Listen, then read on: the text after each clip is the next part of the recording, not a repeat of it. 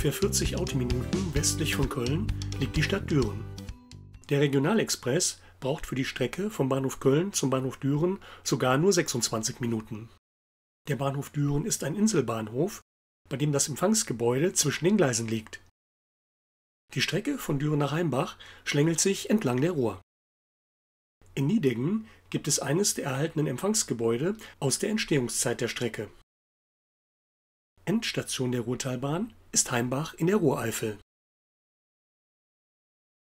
Die Fertigstellung der kompletten Nebenbahn durch die Preußische Staatseisenbahn war im Jahr 1903. Aufgrund eines Fahrgastrückgangs wollte die Deutsche Bahn die Strecke Anfang der 90er Jahre aufgeben.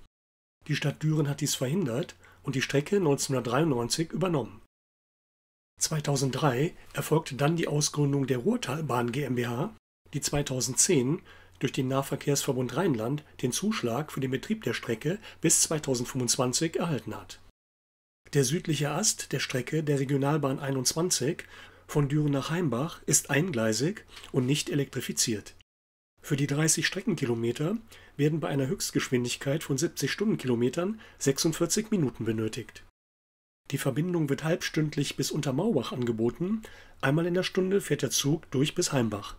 Seit 2011 werden Dieseltriebwagen des Typs Stadler Rego Shuttle RS1 eingesetzt, die bei der DB die Baureihenbezeichnung 650 tragen. 5 Verbrennungstriebwagen mit der Bezeichnung VT 740 bis 744 hat die Ruhrtalbahn direkt bei Stadler bestellt, 3 weitere hat man später von der Ostdeutschen Eisenbahngesellschaft ODEC übernommen. Während die ODEC-Kennzeichnung aus der laufenden Nummerierung der Baureihe 650 stammt, enthält die Kennung der übrigen Fahrzeuge die interne VT-Bezeichnung der Ruhrtalbahn. Neben 100 Fahrgästen bieten die Wagen auch Platz für einige Fahrräder. Der Haltepunkt Nideggen ist als Inselbahnsteig angelegt und besitzt neben dem Streckengleis ein Ausweich- und ein Stumpfgleis.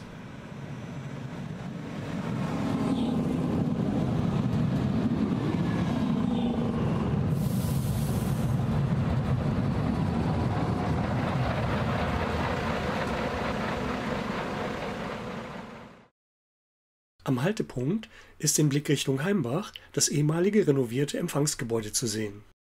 Oberhalb des Bahnhofs sieht man die aus dem Mittelalter stammende Burg Nideggen, die Sitz der Grafen und Herzöge von Jülich war. Der Grundstein für die Burg wurde 1177 von Wilhelm II. Gelegt.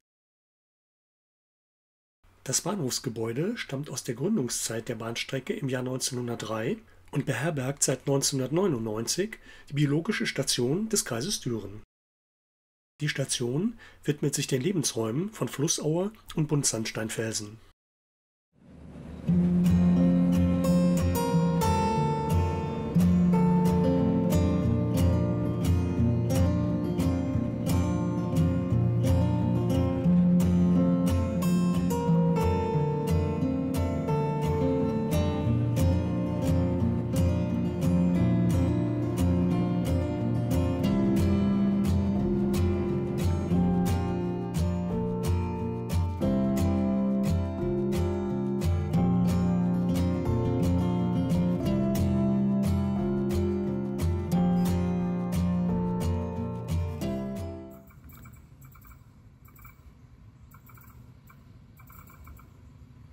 Felssprengungen am Bahnhofseingang in Heimbach waren der Grund für die verspätete Inbetriebnahme im Jahr 1903.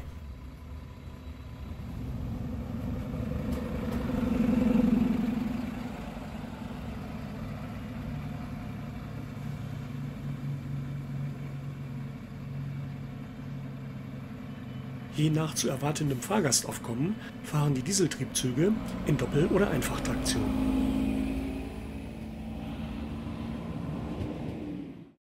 Von den ehemals 6 Bahnhofsgleisen wurden inzwischen 3 zurückgebaut. Obwohl Heimbach ein Kopfbahnhof ist, liegt das ehemalige Empfangsgebäude parallel zu den Gleisen. Man wollte sich zunächst den Weiterbau der Strecke entlang der Ruhr bis Monschau offen halten. Das Gleis endet heute an einem Prellbock hinter dem Bahnhof und wird zu Abstellzwecken genutzt. Im historischen Heimbacher Bahnhofsgebäude ist heute das Nationalparktor untergebracht. Hier gibt es Beratung und Informationen für Touristen zum Nationalpark Eifel sowie Ausstellungen. Auch ein Fahrradhotel darf nicht fehlen. Heimbach ist Wallfahrts- und Luftkurort im Naturpark Eifel und mit etwas über 1000 Einwohnern die kleinste Gemeinde bzw. Stadt im Land Nordrhein-Westfalen. Mit der Ruhrseebahn gelangt man zu allen interessanten Orten der Stadt. Eine Rundfahrt dauert ungefähr eine Stunde.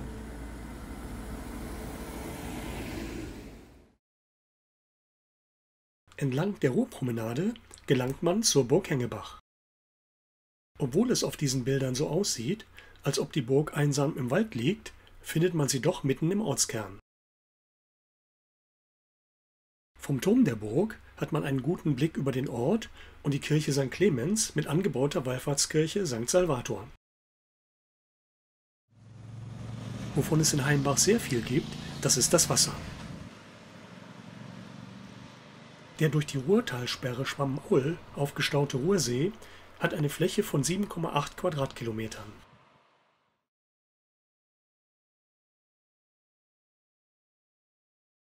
Der volumenmäßig zweitgrößte Stausee Deutschlands endet an der 77,4 Meter hohen Talsperre.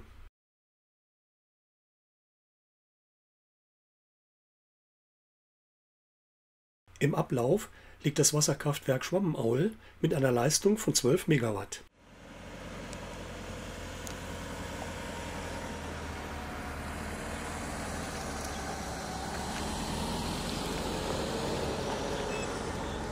Der weitere Verlauf führt ins Hambacher Staubecken. Hier steht ein weiteres Wasserkraftwerk, was über Druckrohre aus der Urftalsperre gespeist wird. Das Kraftwerk wurde 1905 in Jugendstilbauweise errichtet und war damals das größte Wasserkraftwerk Europas.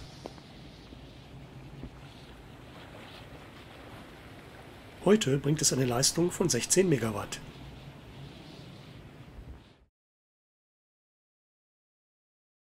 Eingefasst wird das Heimbacher Staubecken vom 373 Meter hohen Meuchelberg.